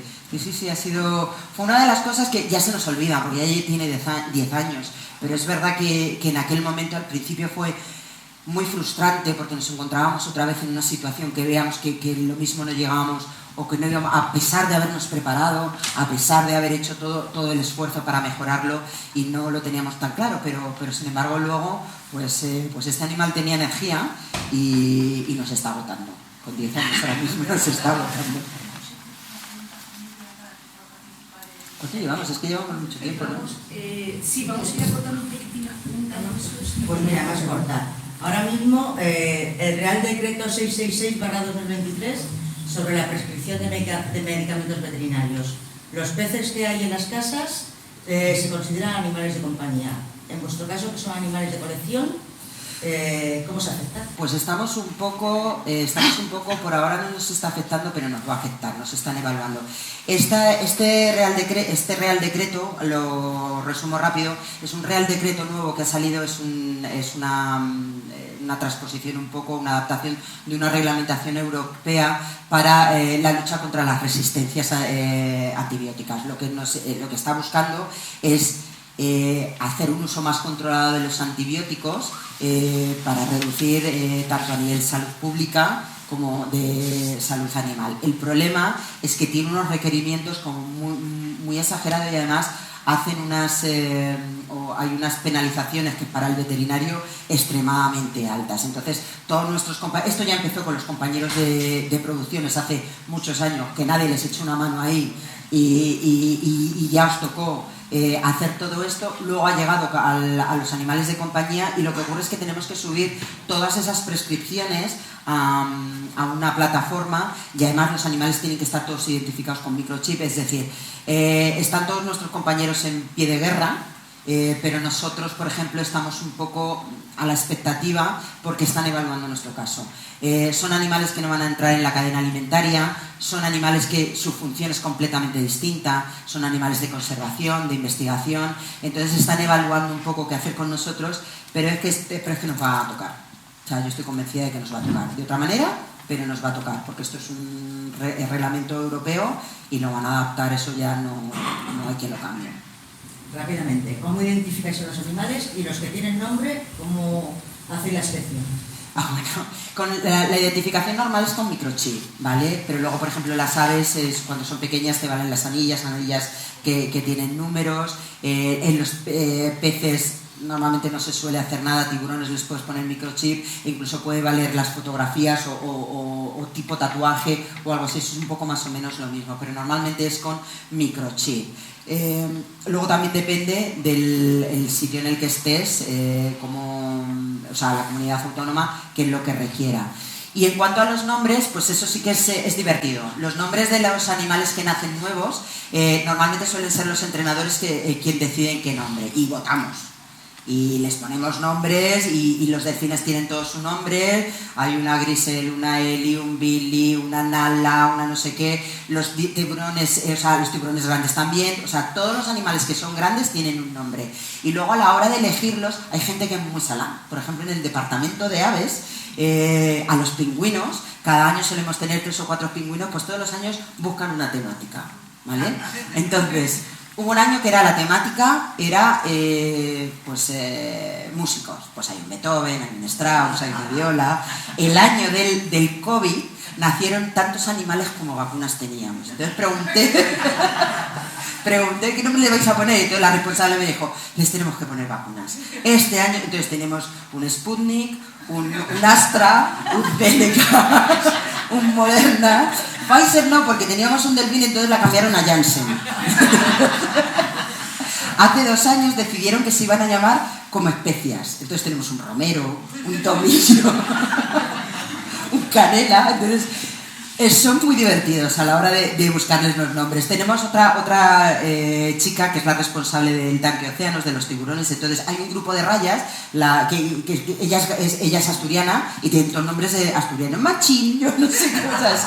Es todo muy curioso. Normalmente suelen ser ellos. A veces llegamos los veterinarios, ¿os gusta este nombre? Pues no me gusta, pues se va a llamar así. Vale, pues venga, pues como vosotros digáis. Pero sí, se les pone el nombre. Y además te vienen a decirte, oye, que es que Eli hoy tiene un ojo cerrado. O es que el delfín, el tiburón Amparo, hay una tiburona toro que se llama Amparo, somos valencianos, entonces tenemos que tener un Amparo, una Empar, y llegan y te dicen el nombre. Y a veces yo tengo que ir a mirar, porque luego tenemos con los tiburones sobre todo, tenemos unas claves con nombres de, a ver quién era Amparo, a ver, porque luego tengo que ir a verla. Entonces, a ver de Amparo dónde tiene las manchas para saber diferenciarla entre todos. Sí, es curioso, pero tiene un nombre. Luego ya te hago por último en una sola. ¿Qué ha supuesto para vosotros la aprobación de la Ley de Bienestar Animal? ¿Habéis tenido problemas con los movimientos ecologistas? Y te lanzo ya la última. Como centro de referencia internacional en investigación, ¿en qué proyectos estáis trabajando ahora? La Ley de Bienestar Animal nos pilla de lado, ¿vale? Porque se ha centrado mucho en animales de compañía y se ha dejado fuera a los toros, se ha dejado fuera a los animales de producciones, se ha dejado fuera a los salvajes, a los de experimentación, y aunque los peces sí están metidos, se han centrado más en compañía. Entonces, pues nos ha pillado un poco de soslayo y bueno, no sé si es bueno o malo, pero nos ha pillado un poco así. La siguiente que me has dicho es los grupos ecologistas. Sí tenemos de vez en cuando, bueno, pues en redes sociales pues hay muchas noticias en contra nuestra y bueno, nosotros lo único que podemos hacer en ese caso es pues seguir trabajando y seguir exponiendo todo lo que es nuestro trabajo y no podemos hacer nada contra eso. Es verdad que estas opiniones, esta diferencia de opiniones, nosotros las respetamos. A veces cuentan cosas que no es verdad. Hay asociaciones que sí que nos conocen y que de hecho trabajan con nosotros y saben cómo trabajamos, pero bueno, no podemos hacer otra cosa más que nosotros contar cuál es nuestro trabajo, qué es lo que hacemos y desde luego también tener en cuenta un poco, porque todas estas todo esto que aparece o todas estas opiniones un poco distintas a las nuestras, también lo que nos hacen ver es que la sociedad va a un camino y nosotros también tenemos que ir evolucionando y no quedarnos estancados y ir viendo un poco también qué es lo que está demandando la sociedad, que podremos hacerlo o no, pero nosotros es un poco lo que hacemos. Proyectos de investigación, muchísimos. O sea, muchísimos. Desde proyectos de investigación, de conservación, hay proyectos de fisiología respiratoria pues para ver cómo afecta el cambio climático. Es decir, el calentamiento de los mares hace que el alimento se distribuya de otra manera y entonces hay que ver si los cetáceos tienen capacidad para adaptarse y bajar y moverse por otros sitios a conseguir alimento.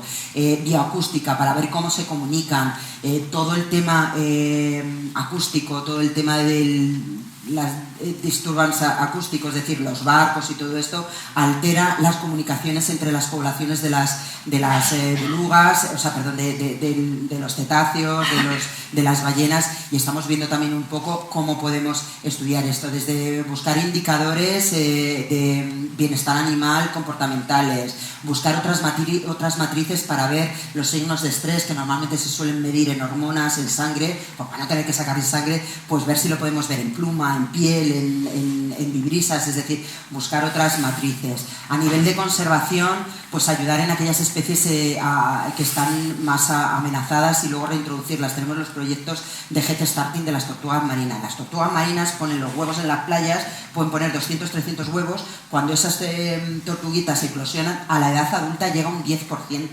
Porque solamente salir de la playa, llegar al agua, ya se lo comen, la mitad entre los cangrejos, las aves desaparecen. Luego en el mar tienen que llegar a la vida adulta. Pues nosotros tenemos proyectos de head starting, nacen con 20 o 30 centímetros, nosotros las mantenemos durante unos meses, un año, y cuando tienen 200, 300 gramos, las volvemos a liberar. Entonces ahí aumentamos el porcentaje de supervivencia, es decir, hacemos muchas cosas, limpieza de playas, limpiezas de fondos marinos, las redes fantasmas que quedan por ahí abandonadas, artes de pesca, y luego tenemos sobre todo también proyectos de investigación en campo. En uno de ellos, por ejemplo, estudiar el estado sanitario de focas y leones marinos en la Antártida, pues en ese tuve yo la suerte de poder participar.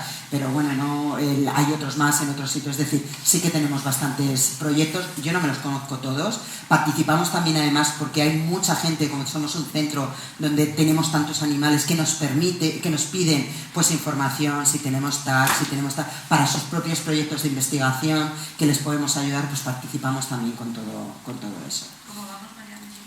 Vamos un poquito... Pues ya está. No solamente, bueno, hay que decir que os pedimos disculpas porque hay otro acto y Ángel, nuestro técnico, se tiene que ir porque hay un concierto. Entonces tendríamos que dejar esta sala, nos quedan 10 minutos por si alguien del público quiere hacer alguna pregunta porque es muy interesante. De todas formas, luego abajo vamos a tomar un café por si luego queréis comentarle algo a Mario, a Carmen o a Tere. Vale, vamos a estar abajo porque abajo no hay ningún problema. Antes de que empiece con el público, me gustaría que nos contases también, porque como hemos dicho, tenemos 10 minutos. Brevemente, 5 o 6 minutos, o lo que tú Sí. veas, tu viaje a la Antártida. Me parece súper apasionante. Bueno, pues mi viaje a la Antártida es que tenía unas fotos que si me dejáis... ya tengo el vídeo, si queréis, ¿tenéis alguna pregunta más? Vale, pues rápido, son muchas fotos, pero esto es un proyecto de investigación que trabajé o que participamos en el Oceanográfico con la Universidad Complutense de Madrid para estudiar el impacto del turismo y del cambio climático en las focas y en los leones marinos de la Antártida. Entonces, era un proyecto que ponía en marcha la universidad, pero ahí nos pegamos el Oceanográfico porque nosotros teníamos un poco el conocimiento. Es decir, sabíamos, ellos se centraban solamente en tomar heces, pero nosotros dijimos, venga, pues más cosas, sacamos sangre, tomamos hisopos, entonces hicimos un proyecto un poquito más amplio. El viaje se hacía aquí, teníamos que ir a la Antártida, a esa zona que tengo ahí en el recuadro, que son las islas, a la península antártica, a una isla, sobre todo, que era Isla de Decepción, que es donde está una de las bases españolas en la Antártida. España tiene dos bases, la Juan Carlos I, que es la que normalmente conoce más todo el mundo, que es una base civil, y luego está la Gabriel de Castilla, que es una base militar. Normalmente lo que queríamos buscar un poco es porque en los últimos 50 años sí que está habiendo un calentamiento global y la temperatura se ha modificado, y eso lo que está haciendo es pues toda esa parte o todo esto que la Antártida estaba como aislado por las corrientes, por las temperaturas, y no había un paso, las especies que hay ahí están como aisladas del resto del mundo, pues con este cambio climático empieza a haber un mayor contacto entre estas especies, y eso implica también el paso de microorganismos y de patógenos que antes no hubieran llegado, ¿vale? Es esa zona donde vamos a estar. Entonces, ahí abajo en el centro es la Isla de Decepción, que es esto que era donde nosotros íbamos a estar. La Isla de Decepción es como una especie de caldera volcánica, entonces es muy curioso porque para llegar allí los primeros que bajan son los vulcanólogos. Es decir, revisan todos sus datos para asegurar que no va a haber ningún problema, y entonces se abre la base. Es una base de verano, no es una base de invierno. Que hay países como por ejemplo Estados Unidos, que tiene bases de invernada, que le llaman, que tienen hasta pistas de esquí, tienen pistas de aterrizaje y despegue, y la gente llega ahí en avión, ¿vale? Los animales que hoy vamos a mirar eran estos de aquí: una foca, el lobito, el lobo antártico. Este era nuestra estrella, era el que más cogíamos, y es que este animal estuvo también a punto de desaparecer porque su capa tiene dos pelos, lo que le hace ser completamente impermeable, entonces lo mataban para conseguir las pieles como abrigo. Esta es la foca cangrejera, y luego el elefante marino, esto es un animal jovencito, y luego, pues bueno, todos estos, que estos los veíamos y simplemente les hacíamos fotos, porque eran tan grandes, estaban en sitios tan raros, que no podíamos hacer nada. Estos son elefantes marinos, aquí tenemos un grupito de leones marinos, de lobitos, la del morao soy yo, ahí para que veáis que hacíamos también excursiones y nos íbamos a ver, a hacer censos, a ver los animales. Esta es una foca, mirad qué cara más bonita tienen, ¿vale? Y estos ya eran muy guapos también, pero cuando nos intentábamos acercar nos decían que tuviéramos cuidado, que nos fuéramos. Aquí están, no se ve bien, pero detrás hay un pingüino, un lobo, un elefante, estaban todos juntos, mirad estas. O sea, no sé cómo descansaban así. Estos son elefantes marinos, ¿vale? Y este es un elefante marino que parece que se está despellejando, es que cambian la piel así. O sea, y cuando la han cambiado, esta es la época estival, nosotros vamos en el verano, y entonces es la época en la que ellos hacen todos estos procesos. Cambian la piel, crían, destetan a las crías, la leche de las hembras es pura mantequilla, o sea, y se destetan en muy poquito tiempo, porque el verano es muy cortito, y enseguida tienen que ir todos para el agua, ¿vale? Mirar estas en el hielo o en rocas, que vamos, solamente podíamos hacer fotos, ni nos podíamos acercar, ¿vale? Estas son otro grupo de focas, y para mí estos fueron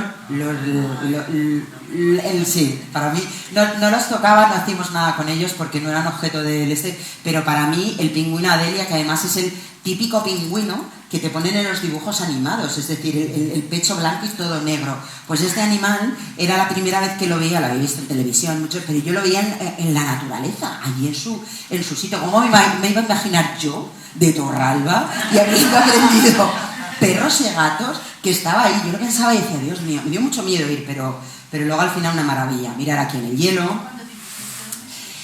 como mes y medio, entre las travesías y tal, al final es como un mes y medio, me fui como a mediados de enero y vine a finales de febrero, principios de marzo. Este es otro pingüino, el pingüino barbijo, que mira, parece que se ha pintado los labios. Es una, a ver que lo veáis vosotros también aquí, o sea, es muy bonito, ¿vale? Y luego este, que es el que os he comentado antes, que es el pingüino Gento o Juanito, que ese nosotros sí que lo tenemos. Este tiene como una especie de coronita en la cabeza y es un animal también muy bonito. Y lo importante y lo llamativo de estos es cuando les oyes vocalizar. Que eso, por ejemplo, en el oceanográfico no se puede oír porque están en una instalación interior y no se oye, pero a veces parecen burros. O sea, son como los burros. Y luego este es un pollo de pingüino Gento que cuando nacen tienen un plumaje de crío, de pluma, de plumón como de edredones o algo así, que les protege del frío, pero no pueden entrar al agua. Entonces tienen que mudarlo y para mudar tiran toda la pluma de golpe, todo ese plumón de golpe y les sale la nueva. No es como el resto de las aves, que es progresivo. Fijaros que parece un punky. O sea, y luego este, que yo no lo sabía, ni lo he leído en ningún sitio, tampoco he buscado mucho, pero es que esto es un pingüino albino. Y esto estaba en una pingüinera y bueno, nos hinchamos a hacerle fotos. Cuando llegamos, ¿vale? Iniciamos el viaje en Punta Arenas. Nos vamos con la Armada, nosotros vamos a la Gabriel de Castilla, que es una base militar. Entonces, pues por todo tema de política y todo eso, entrábamos a la Antártida por Chile, salíamos por Punta Arenas hasta llegar a la Antártida y cuando volvíamos por Argentina, Ushuaia y ya nos íbamos a otro sitio. O al revés, es decir, pero si entrabas por un lado tenías que salir por otro y si entrabas por otro salías por el uno. Cuando llegamos a Punta Arenas, que era donde nosotros salíamos, resulta que llegamos y hay una huelga de combustibles. Entonces no hay nada, es decir, no hay ningún autobús, no hay nada que nos lleve desde el aeropuerto al hotel donde está, a Punta Arenas, porque el aeropuerto estaba como a 19 kilómetros de Punta Arenas, ¿vale? Entonces tuvimos que pasar la noche allí porque llegamos a las 11 de la noche y al día siguiente con todas nuestras maletas, ¿vale? Y con todo el equipo, esto éramos nosotros, pero es que había más gente, allá que nos fuimos, los 19 kilómetros por aquella carreterilla tirando. Se nos rompió una maleta, aquí mi compañero del oceanográfico llevaba cinta americana que lo soluciona todo y lo conseguimos hacer. Entre medias nos encontramos con los que estaban haciendo la huelga, que es que estaban quemando hasta ruedas de camión, las estaban quemando. Bueno, nos daba miedo. Bueno, luego nos invitaron a comer, a de todo y tal. Hacíamos descansos entre medio y por fin llegamos a Punta Arenas. Y ahí tuvimos que esperar todavía unos días más hasta que no se solucionase el tema del combustible, porque es que el barco no podía salir porque no teníamos. Y ya llega el momento y es en el buque de Las Palmas.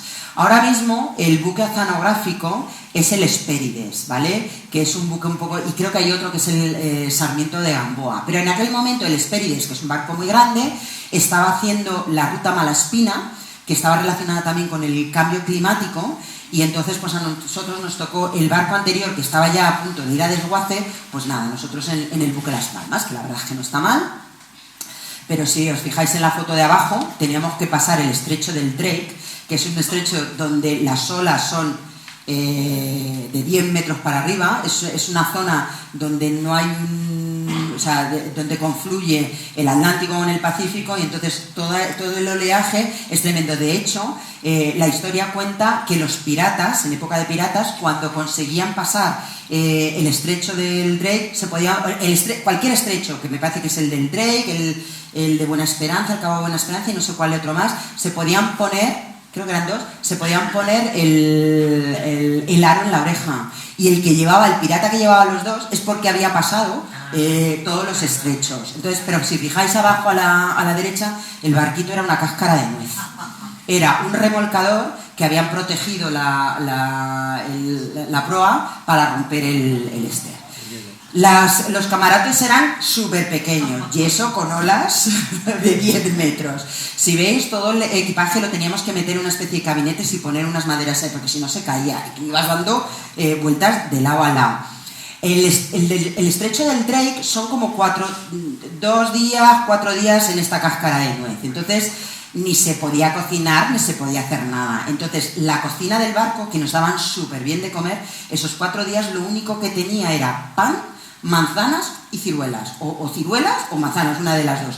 Y te recomendaban que comieses, porque como nos mareábamos tanto, vomitábamos y tenías que tener algo para vomitar, porque es que si no te deshidratabas. Yo compré biodramina para dar a todo el barco. Llevé muchísima. Yo tuve la suerte de que supe colocarme en el barco de tal manera que cuando íbamos, o sea, mi laberinto, mi sistema del equilibrio iba compasado con el movimiento, entonces no me mareaba, pero los que iban al revés pues lo pasaban un poco más. Y en la parte de abajo era el laboratorio, que resulta que era el sitio, el salón, donde nos poníamos a hacer las cosas de veterinaria. Para que os fijéis, las sillas estaban ancladas todas con una cuerdecica y un tornillo al suelo, porque todo se movía, que daba gusto. Y las mesas, que no sé si se ve, esta parte de aquí tenía un reborde para todo lo que estuviera en la mesa no cayera al suelo, tenía donde irse. Cada cosa que bajábamos o que teníamos que hacer, teníamos que bajar en una Zodiac para ir a la isla donde tuviéramos que hacer cosas o hacer una visita o lo que fuera. Nos teníamos que vestir con estos trajes que nosotros le llamábamos Teletubbies. Estos son unos trajes de supervivencia que tienes que cerrar, te tienes que poner muy bien el guante, porque si te caes al agua, la temperatura es tan baja que es que entras en hipotermia súper rápido. Entonces, con este traje te permite flotar y te permite aguantar el tiempo suficiente para que el barco dé la vuelta y te venga y te recoja, ¿vale? Entonces, todo teníamos que hacerlo así. Yo soy esta de aquí, me estoy vistiendo, esta es mi compañera, este es el grupo en el que íbamos pues con los Teletubbies, luego todos los movimientos los hacíamos en Zodiac, que parece muy cómodo, pero para nada. Y luego pues las Zodiacs tenían que tener tanto el barco como luego en la base también pues una grúa que la llevaba, la traía para todos los sitios. Y si os fijáis, con estos trajes nos podíamos meter en el agua. Y luego los paisajes que veíamos eran espectaculares. O sea, esto fue hace 14 años, yo las fotos las hacía con una cámara digital, pero me daba mucha rabia porque cuando las veía no reflejaban lo que yo estaba viendo, no hacía justicia. Esto es un glacial. Yendo para allá, entre medias nos encontrábamos transatlánticos, ¿vale? O sea, la Antártida tiene un turismo impresionante y entonces estos nos iban pasando, vamos, ya el Drake ellos se lo hacían en un día y desde luego no tenían las olas que nosotros teníamos.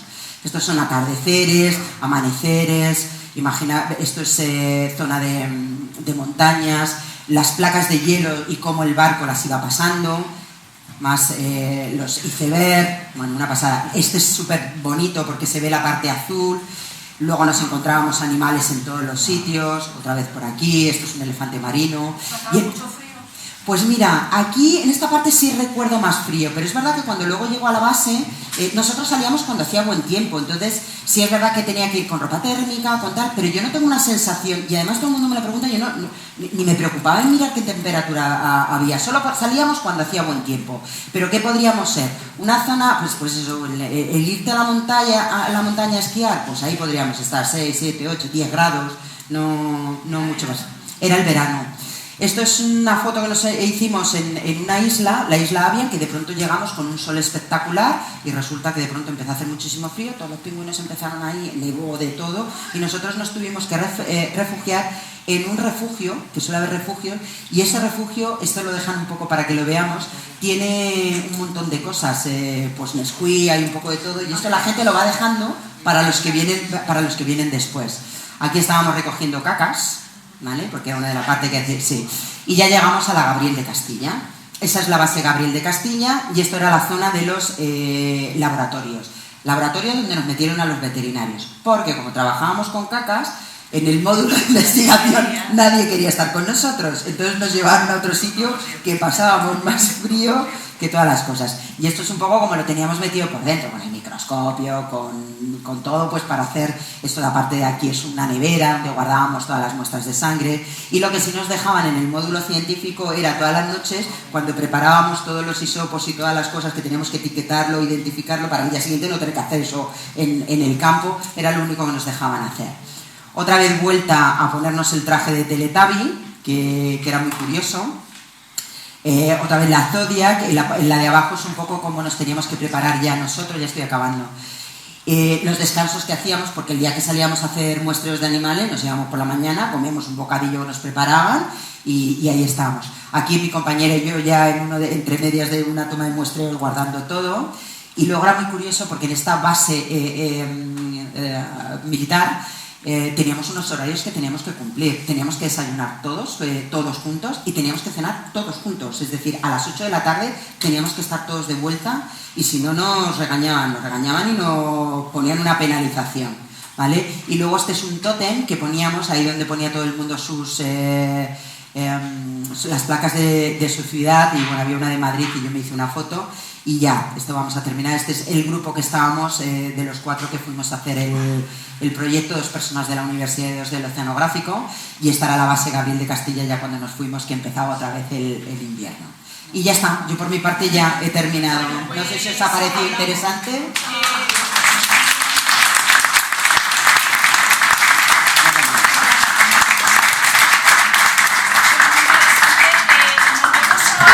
Tomando un café, le podéis seguir haciendo preguntas a Carmen, a Margui, de verdad, están a vuestra disposición. Y nada, deciros, yo cierro aquí, deciros que continuamos con los encuentros de la España posible. El 24 es el último encuentro que tenemos, después de, llevamos 2 meses como con mucha actividad, y ya es el último encuentro con Ramona Lara, que es la representante de Ganaderas en Red. Y por la mañana, justo ese día, también tenemos, para celebrar el Día del Libro, tenemos una actividad infantil, o sea, en la biblioteca con niños, con Isabel Jiménez, que nos va a presentar su libro la niña Kika, la niña Esmeralda. Estas 2 actividades nos quedan, y deciros también que en Semana Santa y ahora hay una exposición, que hemos traído una exposición de fotografía de nuestros fotógrafos, que se llama Habitando el Pasado y que estará de momento hasta el 22 de abril, no sabemos si se va a alargar, pero bueno, que podéis visitarla durante Semana Santa, ¿vale? Y pues hoy estará también abierta. Solamente eso, muchas gracias y seguimos hablando abajo.